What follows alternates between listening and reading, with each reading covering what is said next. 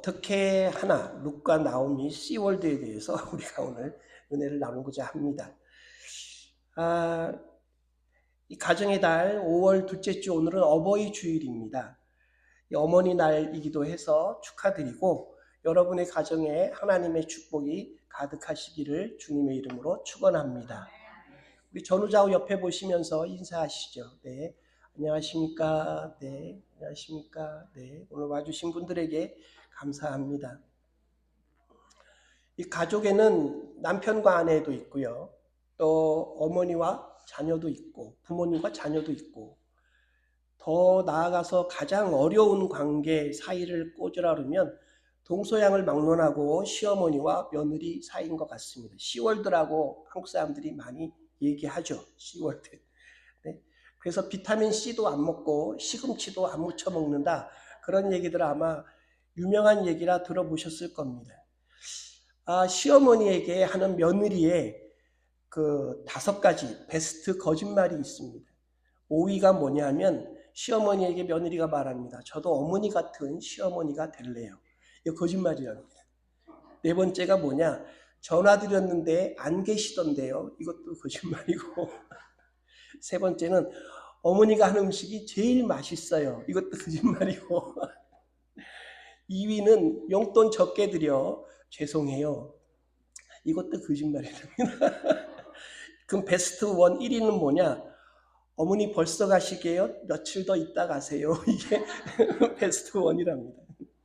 그러면 시어머니도 가만히 있을 수 없죠. 며느리에게 하는 말이 있습니다. 거짓말 5개인데요. 5위가 좀 더 잘하여야 아침은 내가 할게. 이게 첫 번째고 4번째는 내가 며느리 땐 그보다 더 심했단다. 3위는 내가 얼른 죽어야지. 2위는 생일상 같은 건 필요 없다. 그냥 대충 먹자구나. 이것도 거짓말이랍니다. 그럼 베스트 1 시어머니가 며느리에게 하는 건 뭐냐? 아가야 나는 너를 딸처럼 여긴단다. 이게 가장 유명한 거짓말이랍니다. 성경에 나오는 오늘 시월드 이야기를 오늘 하고자 합니다. 성경적인 관계, 성경에서 말하는 가장 바람직한 시어머니와 며느리의 모습이 다른 얘기가 아니라 실제 역사 가운데 그것도 그냥 사람들이 전해오는 얘기가 아니라 역사에 이렇게 벽에 탁 박힌 것처럼 다윗의 가문의 이야기니까 이거는 뭐 약간의 조미료는 들어갈 수 있어도 거의 역사적으로 그 사람들이 살았다는 것은 확실한 성경이 얘기하니까 진리로서 확실한 이야기가 룻이 나옵니다. 시어머니는 유대인이고 나오미입니다. 며느리는 유대인이 아니에요. 유대인들의 입장에서 보면 성경에 여러 장면이 나오는데 사람같이 여기지 않는, 만나면 막 개라고 욕하는 그런 이방 여인, 모압 여인 룻입니다. 룻의 이야기입니다.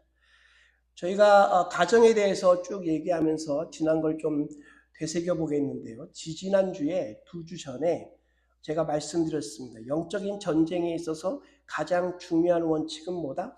따라해 보시죠. 사람과 싸우지 않는다. 영적 전쟁의 가장 중요한 원리는 사람과 싸우지 않습니다. 가정 안에서 사람끼리 싸우는 것은 거기는 사탄이 개입한 거고 거기에는 영적인 전쟁이 벌어졌다는 사실을 모르고 싸우는 거라고 말씀드렸습니다. 지난주에는 제가 다윗과 미갈이라고 하는 그 당시에 장군과 공주, 그래서 3개의 결혼식을 했던 그 가정이, 다윗의 첫 번째 가정이 어떻게 비극으로 끝났는가. 미갈이 청소년기에 티네이저 때 만난 그 순수했던 첫사랑이 왜 끝까지 못 가고 변질되어서 불행하게 헤어졌는가에 대해서 말씀을 드렸습니다. 오늘은 시어머니 나오미와 며느리 룻에 대한 이야기인데 여러분 긴장하지 않으셔도 됩니다. 해피엔딩이에요. 정말로 해피엔딩이니까 중간에 뭐 다른 얘기들은 별로 없습니다. 부부는 비극이었는데 이 시어머니와 며느리는 해피엔딩이라니 참 놀랍지 않습니까? 이 시어머니와 며느리 사이에 정말 진짜 가족, 하나님이 보여주시는 진짜 가족의 모습이 여기 안에 나옵니다. 나오미와 룻을 통해서 하나님이 저와 여러분에게 말씀하시는 건 세 가지입니다. 첫째로, 가족으로서 고난을 함께 겪은 걸 잊지 마라. 하나님이 얘기하시는 겁니다. 그것을 기억하고 버리지 마라 하시는 겁니다.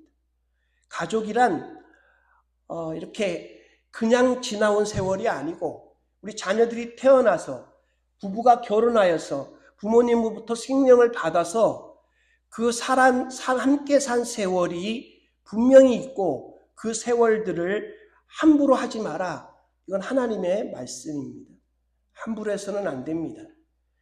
뿐만 아니라 미래, 앞으로도 함께 묶여서 가도록, 함께 묶여서 갈 수밖에 없는 운명이라는 사실을 성경은 명확하게 얘기합니다. 내가 아니라고 부정해봐야 아닌 겁니다. 묶여갈 수밖에 없도록 하나님은 그렇게 만들어 놓으신 게 가정입니다. 인생이란 여러분 고난이죠. 고난의 연속입니다. 모든 가정이 멀리서 보면 굉장히 행복해 보이지만, 여러분 세상에 사는 모든 가정을 가까이 보면 비극이 있고 불행한 부분이 존재하고 아픔이 있고 슬픔이 있는 것이 항상 있습니다. 오늘 성경 이야기는 이 이야기를 성경은 어떻게 시작하는가? 어마어마한 기근이 하나님의 땅 이스라엘에 들이닥쳤습니다. 성경에 어느 분이 기근만 연구했어요. 성경에 나오는 기근이 7가지 7대 기근이 있습니다. 이 기근이라는 말은 하나님의 형벌, 하나님이 벌 주시는 것도 있지만 하나님의 뜻을 이루기 위해서 하나님의 계획 가운데 주어지는 재앙일 수도 있습니다. 아브라함의 기근을 아마 기억하실 겁니다. 이삭의 기근을, 아브라함은 남쪽으로, 이삭도 남쪽으로 도망을 가죠. 야곱의 기근으로 인해서 이스라엘 민족이 그 애굽 땅으로 내려갑니다. 거기서 어마어마한 민족이 되죠. 이 야곱의 기근, 그 다음에 등장하는 네 번째 기근이 이 나오미 시대의 사사기 시대의 기근입니다. 뒤에는 엘리야 선지자 때 3년 반의 기근, 엘리사 선지자 때 또 기근, 아모스 선지자가 말하는 영적 기갈, 이렇게 7가지를 들 수 있는데, 그런 기근이 나면 이스라엘 사람들은 남쪽 애굽으로 도망가든지 요단강을 건너 요단 동편으로, 이스트 사이드로 잠깐 건너갔다 오게 되는데, 이 나오미가 속했던 남편 엘리멜렉과 나오미 가정도 마찬가지로 기근이 오니까 살아야 되지 않습니까? 넘어서 이민을, 우리가 지금은 비행기 타고 차로 금방이지만 그 당시에는 가족을 전부 데리고 완전히 이민을 간 그런 상황을 얘기합니다. 가서 얼마 안 돼서 남편이 죽습니다. 잘 살아보겠다고 갔는데, 그래도 아이들이 잘 자라줘서, 아들이 둘이었거든요. 기온과 말론 둘이었어요. 잘 살아보겠다고 해서 잘 자라서 둘 다 결혼을 시켰습니다. 모압 여인하고 결혼을 시켰습니다. 유대인들이, 이스라엘 사람이. 그런데 자녀를 낳기도 전에 두 아들도 그 땅에서 죽습니다. 다시 말해 나오미하고 두 며느리, 3명의 과부만 남는, 그래서 더 이상 지금이 아니고 옛날 시대에는 남자가 없다는 것은 가족이 해체, 가족이 이제 끝났어, 해체, 이제 너희 각자 갈 길 가를 넘어서 이제는 가족 소멸의 시대, 소멸의 위기를 맞게 된 겁니다. 그제서야 나오미는 하나님의 땅 이스라엘에 하나님이 기근을 끝내셨다는 말을 듣고 돌아옵니다. 거기서 자포자기하고 남편도 죽고 아들들도 죽고 자기 며느리들은 자기와 전혀 문화가 맞지 않는 모압 여인들이고, 거기서 포기할 수도 있는데 자기 고향으로, 그래도 끝까지 자기 고향에 가서 죽겠다는 마음을 가지고 이 나오미가 돌아오는데, 성경은 분명히 말합니다. 신앙의 끝자락, 어릴 때부터 하나님이 심어놓은 신앙의 끝자락을 잡고 그 땅에서 죽지 않고 이스라엘로 빈털터리지만 돌아와서 사람들이 오래간만에 보니까 묻습니다. 당신 나오미가 아니냐? 나오미가 아니냐? 나오미라는 말은 기쁨이라는 소리예요. 이름이 야 너 기쁨아 이제 돌아왔니? 야 즐거움아 이제 돌아왔니? 물으니까 나오미가 고개를 흔들며 사람들에게 나를 그렇게 부르지 마라. 내 안에 쓴물이 나오는구나. 쓴 인생. 네? 여러분 큰 고통을 겪어보셨습니까? 큰 고통을 겪어본 사람은 한 번쯤 자신을 잃어버리는 순간이 있습니다. 슬픔이 깊어가지고 정말 어둠이 너무 헤어나지 못할 정도로 기니까 그러면 우리에게 주어진 우리의 이름이 정말 부르고 싶지 않은 나오미가 그랬던 것처럼 즐거움, 웃음, 기쁨이라는 자신의 이름을 버리고 스스로 말하라고 쓴물이라고 정말 쓴물만 올라오는 인생이라고 울면서 이렇게 돌아가는 가족을 돌아가는 그런 겁니다. 남편을 잃었죠. 사랑하는 두 아들을 잃었죠. 자신의 이름도 잃어버리는 그런 인생을 성경이 우리에게 보여줍니다. 정말로 막 쓰라림이 쓴뿌리가 심장 속에 고여가지고 숨 쉴 때마다 말할 때마다 생각할 때마다 삶을 미래를 생각할 때마다 그 쓴뿌리가 잊어지지 않는 그 인생에 아무것도 없는 돈이라도 있으면 좋겠는데 돈도 없는 빈손인 인생이 정말 더 처참하게 보이는 위기 속에 이 나오미가 처했다 하는 겁니다. 사랑하는 사람을 잃어버리면 인생의 길이 바뀝니다. 그렇죠? 그 상실의 고통은 이름조차도 바꿀 수밖에 없습니다. 믿음에 있어서 기도로 위로받고자 해도 너무 아파서 하나님께 하나님 내 인생은 왜 이렇게 씁니까? 왜 이렇게 엉망입니까? 부르짖을 수밖에 없는 때가 저는 있었는데 여러분들은 어떠십니까? 그래서 나오미는 남은 두 오르바와 루시라고 하는 그 모압 며느리들에게 눈물을 보이면서 얘기합니다. 나는 이제 다 없어. 돌아갈 테니 너희는 너희 이 나라에 남아서 재혼하도록 하라. 아직 젊지 않니? 이렇게 떠나라고 나 따라와 봐야 해줄 게 아무것도 없단다. 이렇게 이야기를 합니다. 여러분 여기서 우리가 좀 생각해 봐야겠습니다. 고난 중에 있는 부모들이 자녀들에게 힘들어서 우는 모습을 보여주는 게 나쁘거나 나약한 모습일까요? 가족 안에서. 외부에서 그런다 그러면은 좀 다른 문제지만 같이 고난을 겪어온 그 상황에서 가족에게 부모이기 때문에 여러분 이렇게 숨기는 것이 하나님의 뜻일까요? 하나님의 뜻은 부모라서 부모 혼자 스스로 문제를 짊어지고 그래서 자녀들에게는 그걸 티를 안 내고 사는 것이 아닙니다. 문제가 있으면 가족이 함께 짊어지는 것이 여러분 하나님의 뜻입니다. 부모이기 때문에 아파도 자녀에게 아프다는 소리 하지 말아야 된다. 부모이기 때문에 뭔가 필요해도 자녀에게 사달라고 해서는 안 된다 하는 부담 주면 안 된다는 이런 생각들은 거짓된 생각입니다. 하나님의 생각이 아닙니다. 사탄의 생각입니다. 여러분 생각이라는 걸 제가 말씀을 몇 번 드렸지만 생각은 우리 속에서 나오는 게 아니라 밖에서부터 들어옵니다. 생각의 세 종류가 있죠. 하나님이 주시는 생각, 사탄과 마귀가 주는 생각, 자기 생각. 앞에 두 개가 어느 걸 선택하느냐에 따라 내가 갖고 있는 생각조차도 달라집니다. 그러니까 우리의 생각보다는 외부에서 마귀가 주는 생각이 있습니다. 여러분 마귀가 주는 생각은 분명한 특징이 보입니다. 가정 안에서 오해와 대화를 중단시킵니다. 이간질시키고 기계를 놓치게 합니다. 정말 가정이 해체되고 비난되고 분리되고 원수가 됩니다. 파괴와 불행과 슬픔과 외로움과 고독을 가져다 주는 건 다 사탄이 준 생각이 만들어내는 겁니다. 속지 마세요. 하나님이 주신 생각은 제가 말씀드렸죠. 용서를 바하고 그 용서를 받아서 화해하고 행복과 건설과 기쁨과 즐거움과 일치와 화합으로 하나님은 이끌어 가시려고 하는 게 하나님의 마음입니다.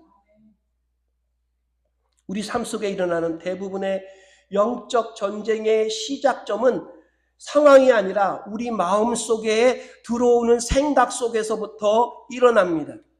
여러분, 생각은 우리 입속에 들어가는 음식과 같습니다. 내가 무엇을 먹느냐에 따라서 우리의 몸의 상태가 달라지듯이 어떤 생각을 택하느냐에 따라서 우리는 신중하게 생각하여서 우리 몸에, 우리 머리에 또 그 생각으로 하는 말과 행동을 해야 합니다. 부모와 자녀, 시어머니와 며느리를 포함한 가족 간에 이루어진 말과 생각들이 하나님의 생각으로부터 오지 않고 마귀로부터 오는 부적절한 생각들로 채워진다면 그 가정은 틀림없이 서로에게 상처 주고 큰 문제를 일으킬 수밖에 없습니다. 주님을 믿는 우리는 부적절한 생각이 우리에게 들어올 때 내쫓아야 합니다. 파수꾼을 세워서 그런 생각들이 우리를 지배하지 못하도록 훈련되어야 합니다. 가장 문제는 서로 소통하지 못하도록, 서로 이야기가 통하지 못하도록 사탄이 유혹한다는 데 있습니다.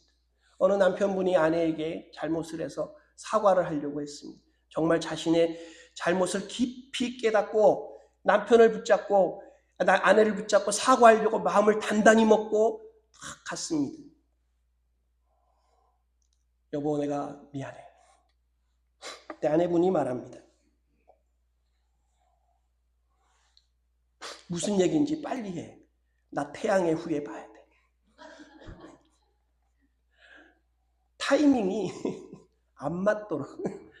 남편은 애써서 고민하고 잘못됐다 그러는데 아내분은 태양의 후예를 봐야 되는 타이밍이라 그 얘기가 들리지 않는 우스갯소리인지는 알지만 여러분 잘 생각해 보십시오.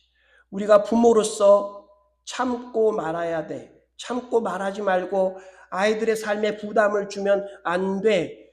여러분, 이거는 잘못된 생각입니다. 우리가 자녀에게 부모로서 하면 안 되는 말들이 있습니다. 우리가 너 키우기 위해서 얼마나 많은 희생을 치렀는 줄 알아.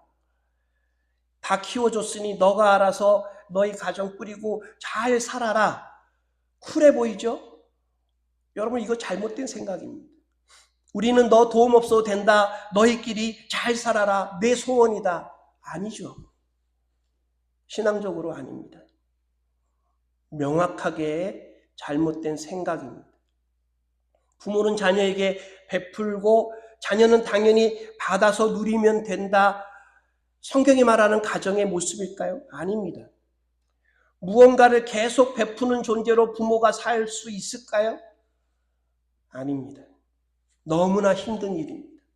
자녀들은 그것을 가르쳐주지 않으면 모르는 존재들입니다. 나중에 자녀들을 키워봐야 그제서야 부모를 이해할 수 있다는 말이 부모님들이 자녀에게 그런 얘기들을 안 하고 살았기 때문에 그렇습니다. 미국의 얘기가 아니라 미국에도 제가 노인 아파트에 한 20년 가까이 뭔가 수요 예배를 통해서 관련하다 보니까 가끔 보이는데 한국에는 이런 얘기를 해요. 사람들이 청년 백수, 일자리 없는 청년이 500만이라는 거예요. 근데 일자리를 없는 게 아니라 안 가는 500만 청년 백수 시대에 어떻게 사는가? 부모와 같이 살면서 부모가 받는 연금에, 이런 표현이 맞는지 모르지만 빨대 꽂고 사는 청년들이 너무 많은데 부모들은 말도 못하고 데리고 산다. 들어보셨습니까? 우리의 잘못된 태도는 여러분 드러나는 대로 바로 잡아야 합니다. 아예 잘못이라고 인식조차 못하는 것을 여러분 두들겨서 깨워야 합니다. 그러므로 잘 여러분 들어보십시오. 자녀가 부모에게 받아야 하는 것이 자연스러우듯이 부모도 자녀로부터 받아야 행복하고 잘 살 수 있습니다. 사실 부모도 자녀에게 베풀어 준 것의 10분의 1이라도 받고 싶습니다. 근데 자녀들은 몰라줍니다. 여기 계신 분들 중에 나는 자녀에게 받고 싶은 생각이 1도 없습니다 라고 생각하시는 분이 있다면 제가 목사로서 권하는데 오늘 그 생각을 고쳐보세요. 달라고 하고 받아보세요. 금방 알 수 있습니다. 행복해요. 경제적인 걸 포함해서 가족이란 서로를 보호하고 도와주며 사랑해야 되는 역할에 부모 자녀를 떠나서 함께 묶여있는 운명 공동체입니다. 자녀나 부모 모두, 남편과 아내 모두 같이 고난을 겪고 같이 밥을 먹고 같이 고생을 했는데 라는 생각을 우리는 분명히 잊어버리지 말고 해야 합니다. 부모는 부모, 자녀는 자녀라는 세대 분리적인 생각이 가정을 해치고 있기 때문에 함께 인생이라고 하는 험한 바다를 10년 내지는 20년 함께 바다를 항해해 왔던 오랜 동지와 오랜 친구라는 사실을 여러분 잊지 말아야겠습니다. 딸들이 철들면 어머니한테 잘하죠. 근데 아들들은 잘 모르는 경우가 많습니다. 그럴 때 부모님들은 알려주어야 해요. 나도 사랑받고 싶다. 자녀들 앞에서 부모님들이 눈물 흘리는 동안 하나님은 가정을 세우시기를 원하시고 멈추지 않으십니다. 해체되거나 분리되거나 갈라지거나 하는 와중에도 하나님이 간섭하시는가? 아니요. 서로를 붙잡고 있는 가족들을 축복하시고 하나님께서는 역사하시며 부모와 자녀 모두를 보호하시고 인도해 주신 그 하나님의 뜻이 온전히 이루어지기를 하나님은 바라고 계십니다. 하나님을 믿고 가족관계를 지키려고 여러분 노력해야 합니다. 내 부모를 공경하라 10가지 계명 중에 있고 그 다음 말이 이것이 옳으니라. 내 부모를 공경하라. 하나님 말씀에 이것이 옳으니라. 그렇게 전하고 있습니다. 룻기는 매우 짧은 4장의 이야기로 부록 같은 성경이고 마음만 먹으면 1분이면 다 읽을 수 있는 성경입니다. 이 짧은 책이 보여주는 하나님의 뜻은 가족이라는 개념일 때 너무나 큽니다. 해체될 수밖에 없는 가족을 다시 세우시고 그것을 보존하시고 그렇게 보존하기 위해서 시어머니와 며느리가 한 그 노력들을 그 귀중한 고백들을 그 이유들을 하나님이 어떻게 바꿔가시는가? 우리는 미래를 모르지만 하나님을 믿기 때문에 하나님이 가족에 대한 계획을 분명히 삼고 계시기 때문에 우리는 그 말씀을 듣고 지켜야 합니다. 나오미는 남편과 아들이 다 죽는 고난으로 홀로 과부가 되어서 쓸쓸히 죽는 운명을 받아들이는 것처럼 말을 했어요.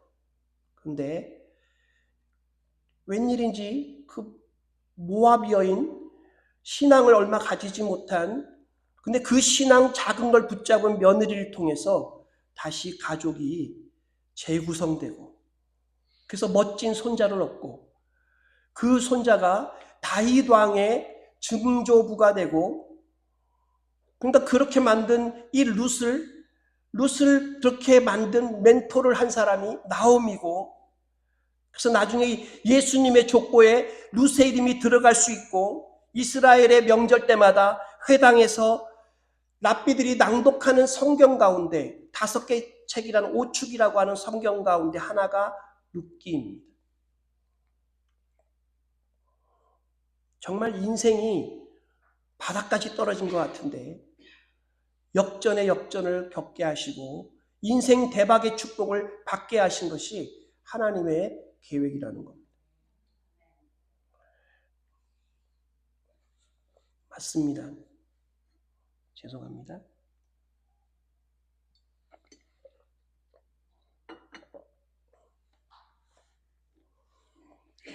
고난의 강 속에서 아니면 아픔 속에서 가족을 해체하지 않고 포기하지 않는 가족들을 위해 하나님은 날마다 보이지 않는 길을 앞서가셔서 놓고 계십니다.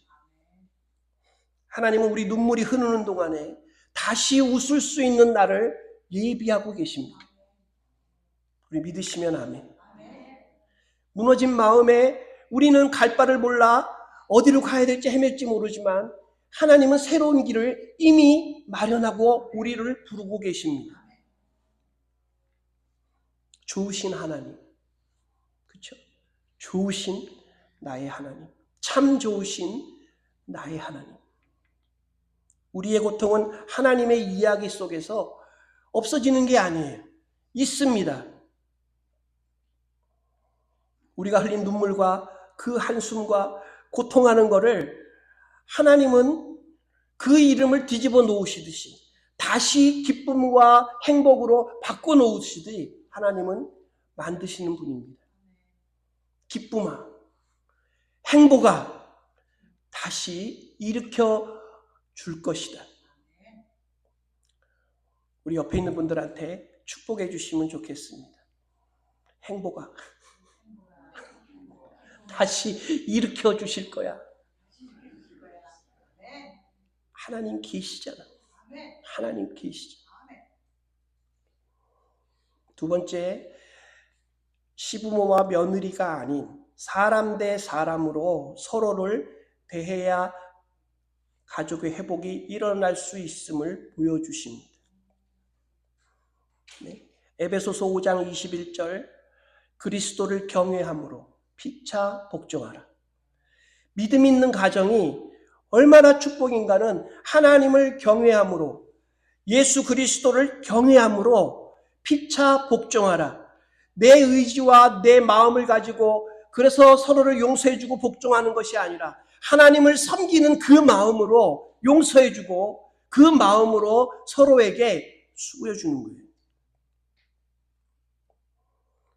영적으로 보면 가정은 한 영혼과 한 영혼이 남편과 아내로 만나 그 운명으로 엮여서 오랫동안 함께 걸어가야 되는 그런 장소입니다.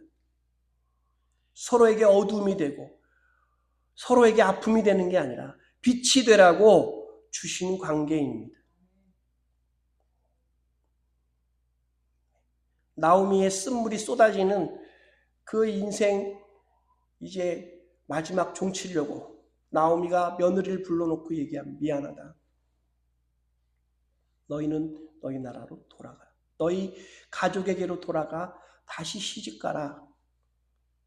정말 진심이죠. 상황의 무마가 아니라 여자 대 여자로서 정말 최선을 다해서 너희들의 행복을 내가 빌어줄게. 우리 관계는 여기까지인데 미안하다. 나오미 그 마음 아니겠습니까? 여러분 가족에게 미안하다고 사과하시고 또 미안하다 하면 받아주세요. 어느 분이 미안하다 했더니 자녀가 그렇게 말하더래요. 인생 참 편하게 사시네요.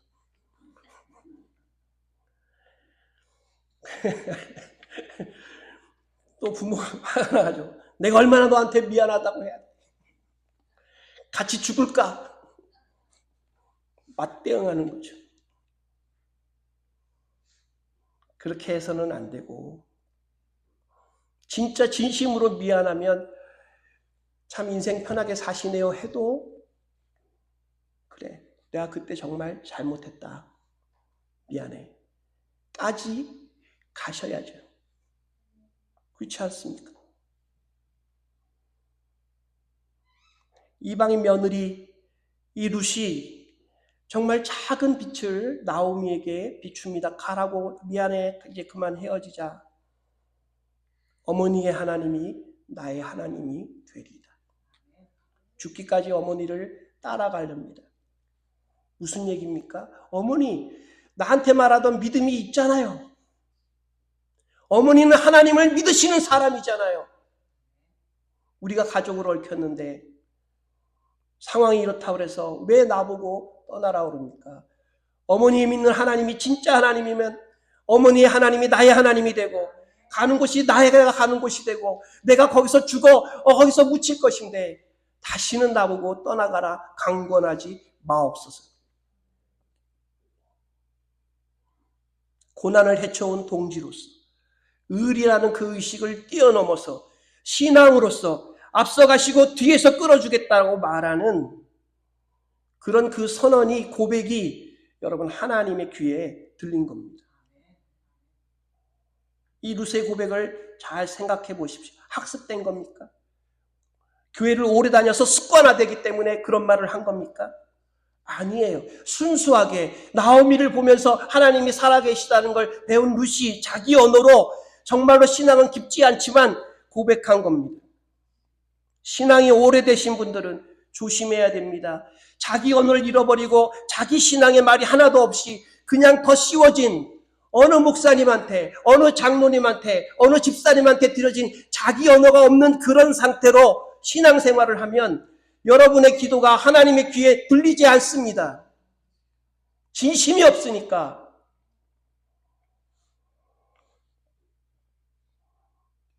진심 어린 고백을 하나님 받으시고 하나님께서는 나중에 다른 사람 밭에 나가 어머니를 위해 일하는, 시어머니를 위해 이삭을 줍는 그 룻의 처절한 노동 현장에서 회복을 준비하시고 축복의 길을 열어주십니다. 놀랍지 않습니까? 나오미의 마음에 깊이 그 말이 남습니다. 그래 가자, 같이 가자.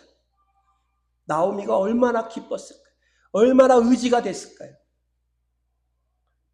그럼 부모에게, 자녀에게 격려와 칭찬이 필요하듯 부모에게도 격려와 칭찬이 필요합니다.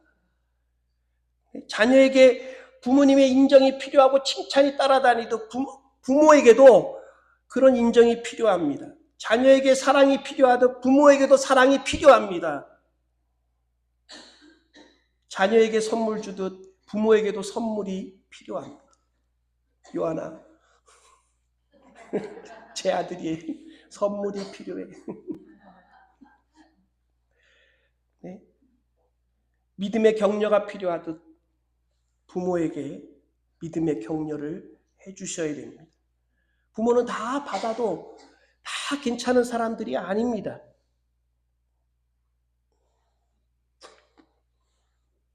제가 신앙생활을 하는 분들을 보면 너무 착하셔서 마음이 너무 여리셔서 정말 신앙의 하나님의 사랑을 너무 받으셔서 뭔가 달라고 하는 얘기를 못하는 이 페르소나라고 하죠. 가면을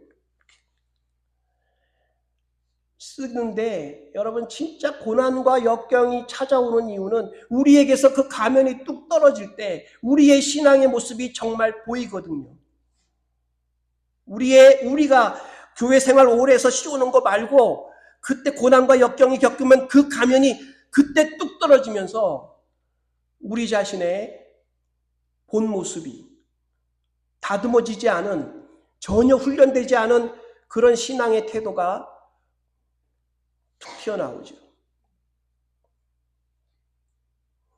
가족 안에서 가족끼리 부모와 자녀이기 이전에 사람 대 사람으로서 서로에 대한 상호 배려와 존중과 사랑이 반드시 있어야 상처가 치유되고 용서가 올바르게 이루어지고 하나님이 원하시는 가정의 모습을 회복할 수 있다 하는 겁니다. 아까 말한 그 작은 그 태도, 그 작은 한마디가 그냥 옆에서 있겠다라고 하는 그 말 한마디가 내가 있지 않냐고 하는 그 말 한마디가 하나님의 축복을 끌어오는 통로가 된다는 사실입니다. 세 번째로 신앙으로 뭉쳐진 의리 있는 정말 친구 같은 동지 같은 영적으로 성령 충만한 가족이 되기를 하나님은 원하십니다.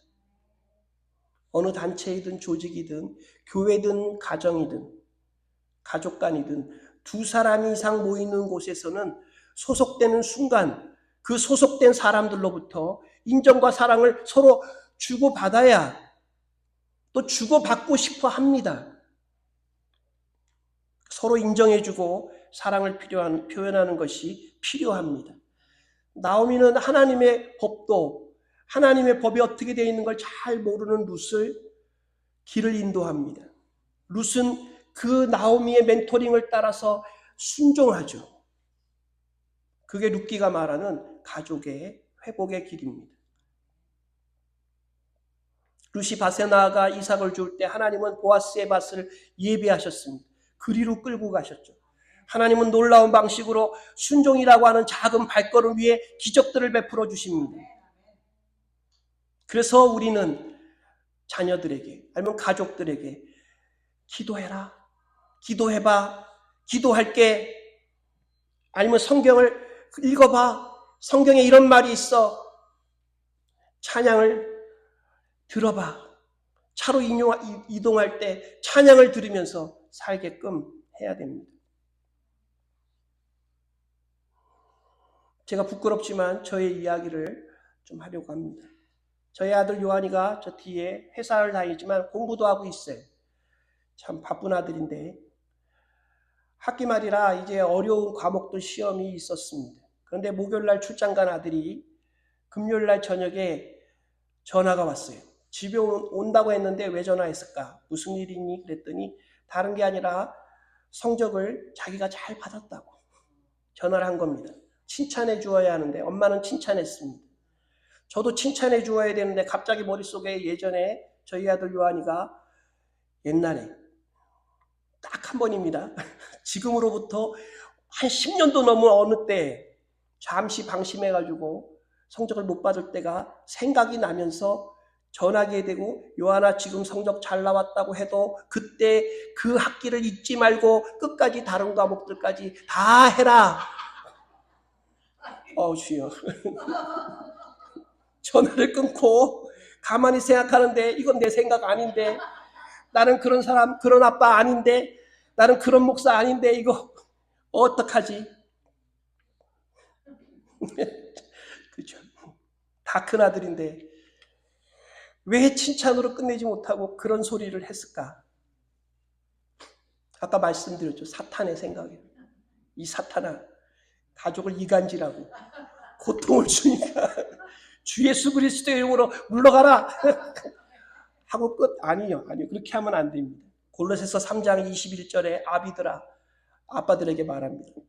너희 자녀를 노엽게 하지 말지 화나게 하지 마라. 낙심할까 하노라. 말은 안 해도 마음에 실망하는 거예요. 그러니까 노엽게 하지 마라. 이유가 분명해. 실망하니까. 난 아빠, 넌 아들, 내가 말하면 너는 듣고 그냥 그렇게 해야 돼가 아니라 사람 대 사람, 수평적 관계에서. 그렇죠? 그래서 제가 돌아오는 아들에게 카톡을 보냈습니다. 그대로 제가 쓴 그대로 말씀드리겠습니다. 아들 집에 오고 있니? 오늘 아까 그 얘기한 거 아빠가 말 실수한 것 같아.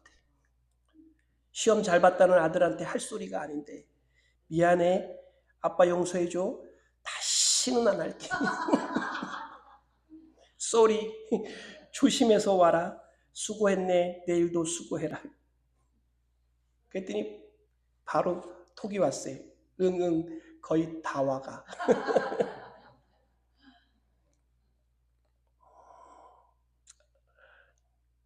우리가 저만 그렇습니까? 머릿속에 생각이 확 들어올 때 잠깐 그걸 분별하고 그게 하나님으로부터 온 생각인지 마귀로부터 온 생각인지를 잠깐 생각하면 분별할 수 있는데 그냥 슉 들어온다 해서 입으로 훅 뱉었더니 그렇게 됐습니다. 말씀의 결론을 맺겠습니다. 가족 구성원끼리 시어머니와 며느리 뿐만 아니라 부모와 자녀, 형제들끼리 어떤 사람들인가 인생의 그 험난한 바다를 20년 넘게 같이 겪어온 동지들입니다. 부모와 자녀라는 역할을 떠나 사람 대 사람으로 서로에 대한 배려와 존중을 가지고 신앙으로 사탄이 준 잘못된 생각이 가족 간을 갈라놓지 못하도록 우리는 매일 이를 닦듯이 밥을 먹듯이 날마다 우리의 생각과 태도를 다스려야 합니다. 진심 어린 사과와 진정성 있는 용서를 해주십시오. 잘못된 태도와 삶을 고치는 책임이 우리 가족 안에 있다라는 사실을 하나님 말씀인 성경이 분명히 하고 있습니다. 따라서 현실 속에서 상실을 경험하고 있는 중에서도 하나님은 우리를 위해 여전히 일하시고 아픔 속에서도 주님의 멘토링은 멈추지 않으시고 우리를 도와주십니다.